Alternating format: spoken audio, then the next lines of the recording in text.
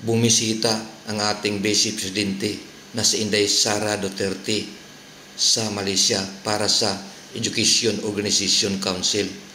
Bago tayo magpatuloy, pakisupport naman ako sa akin channel, pa-subscribe.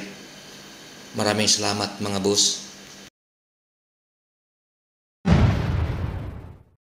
Tinatanong si DepEd Secretary na si Inday Sara Duterte kung kumusta na kaya ang kanilang samahan ni PBBM. Ito ang kanyang sagot. Pakinggan mo.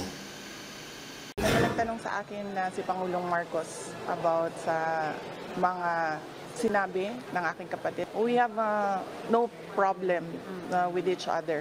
President Bongbong Marcos and I are doing good.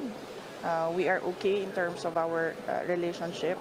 Ang politika parang buhay lang yan. Hindi mo alam kung anong mangyayari bukas. Ikaw kabayan, ano ang masasabi mo sa ating DepEd Secretary na si Inday Sara Duterte? Kung sipag lang pag-usapan, masipag talaga yan.